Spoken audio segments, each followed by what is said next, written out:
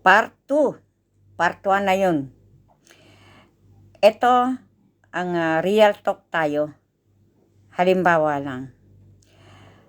Kapag may dumating na unos o may dumating na bagyo, ano pa man unos ang darating sa bawat tao, sa bawat barangay, sa ating kapuluan, sana po yung pag-aayuda, gawin po natin patas. Gawin po natin patas. Para sa ganun po, masaya yung mga taong matutulungan nyo na kahit hindi kayo tinulungan. Siyempre maglalaro sa isipan nila, hayaan mo, Kap, konsihal, konsihala, kapitana, sa susunod na eleksyon, mananalo ka uli. Kasi ipinakita mo yung best mo bilang kapitan o kapitana. Diba?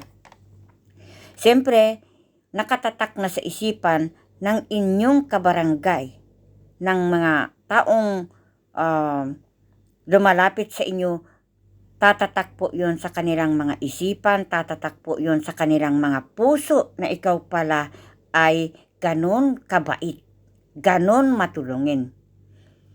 Pagka-ayudahan, ano ba yun? Ayudahan po. Sana po ay patas ang labanan. Na walang kinikilingan. Ganon po yun. At saka, halimbawa man magkaroon ng mga problema ang bawat isa, sana maayos ang lahat.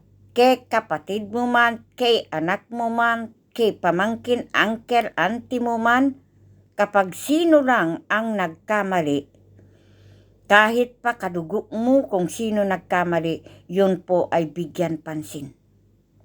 Na hindi ko mo nagkamali na yung kamag-anak mo, kadugo mo, yun na ang papanigan. Hindi po yun pwede. Hindi po yun makatarungan. Tignan natin yung sino talaga ang nagkamali.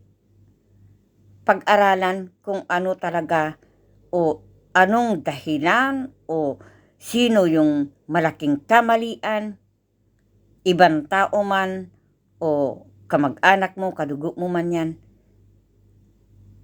Kailangan ng alamin kung sino talaga ang punot dulo ng anumang problema na dumarating sa bawat pamilya. Okay. At saka, meron akong maanuhan dyan. Yung mga pangako na gagawin yung mga kalsada, yung mga pangako na bibigyan ng mga electric, ang mga walang electric, yung mga pangako na aayusin ang inyong banda. Halimbawa, malayo ka man sa bayan, gawan sana ng paraan para magkaroon ng electric sa isang purok ngayon na walang electric. Dahil yan ay pinangako noon pero hanggang sa ngayon ay wala pang natutupad. Dahil alam ko, meron po tumutulong sa mga kapitan na galing sa taas para ayusin ang kanyang pinamumunuan bilang kapitan man o kapitana. At sa mga konsihal naman, wag po tayo papanig doon sa alam natin hindi makatotohanan. Na kahit kamag-anak mo, kadugo mo po, kung nagkamali man sila, dapat po ay tignan nyo kung sino talaga ang may kamalian. Hindi ko mo kamag-anak natin. Halimbawa ako, nanalo ako bilang kapitan. May nag-away nang dahil sa isang bagay. Halimbawa kamag-anak ko o ibang tao yung kalaban ng kamag-anak ko o di kaya hindi ako ibinoto. Titignan ko muna kung anong dahilan at sino ang may kamalian. At kung kamag-anak man kita, mag-uusap tayo. Kakausapin kita. Hindi kita papanigan.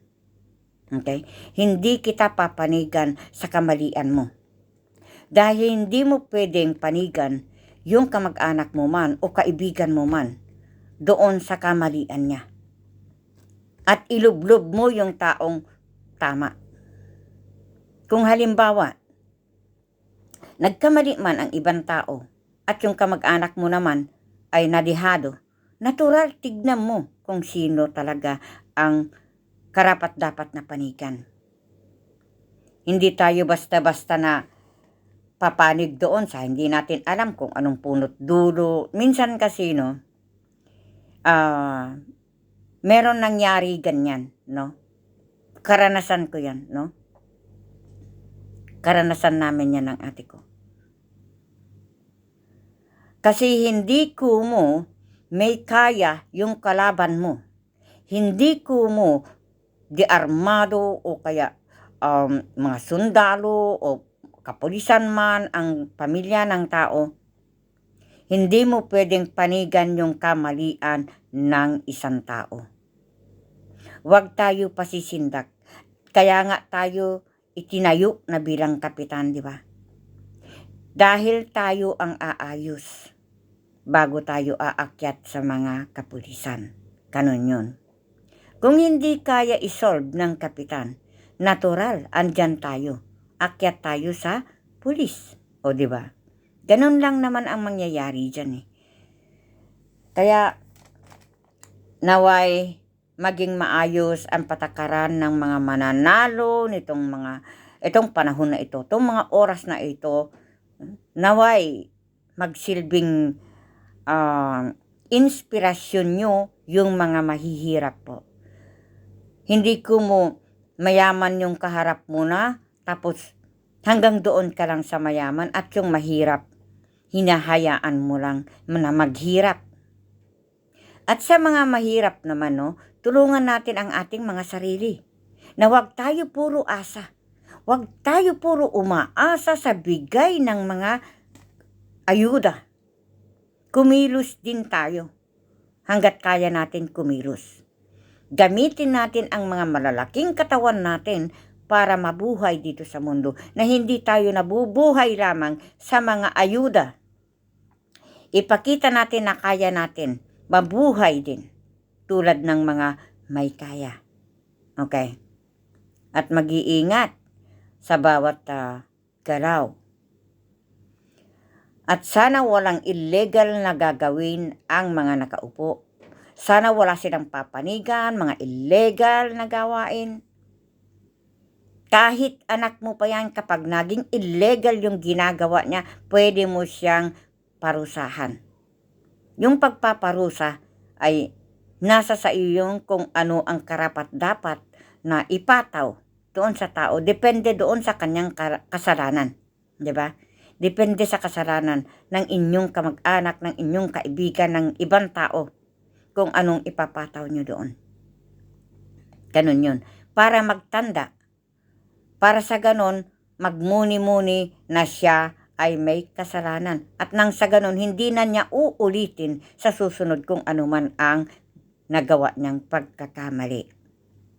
At kaya naman itama yung kanyang pagkakamali kapag binigyan ng isang chance. Pero wag lang abuso. Wag lang abuso ang mangyayari din sa mga taong may mga ginagawa, may mga hindi natin alam kasi minsan may mga kumo kamag-anak yung kapitan o ano dyan, mataas pa sila magsalita. Kasi minsan pinagmamalaki na kapitan yan, uncle ko yan, kuya ko yan, kapatid ko yan. Wag po natin ipagmalaki yung ating mga niluklok. Okay? Dahil kasiraan ng kanilang imahe. Okay? Huwag natin sirain ang imahe ng ating niluklok. Na kapitan man, kapitana man, kung anong paman dyan. Kaya nga tayo naging kapitan. Dahil kapitan tayo ng nino man. Pagdating sa ayudahan, kapitan. Kapitan tayo ng mga nangangailangan ng tulong.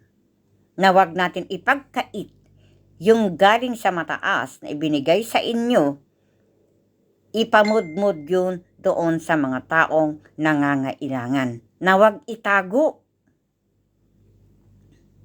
Wag pipiliin yung bibigyan, wag. Masama yun, bad yun. Kasi hindi ka na makakauli kapag ginawa mo yun. Kaya sana sa mga mananalo ay maging tapat sa serbisyo, dahil sa serbisyo mo na hiram lamang ay maaari bukas mawala. Kaya panatilihin maayos ang iyong serbisyo, panatilihin malinis ang iyong imahe bilang mamuno sa isang barangay. Okay? Naway maging malinis na ang trabaho ng mga namumuno sa bawat barangay. Sana lang. Sana. Okay? At saka, yung iba kasi, no? Yung iba, kumo tayo na nakaupo, no?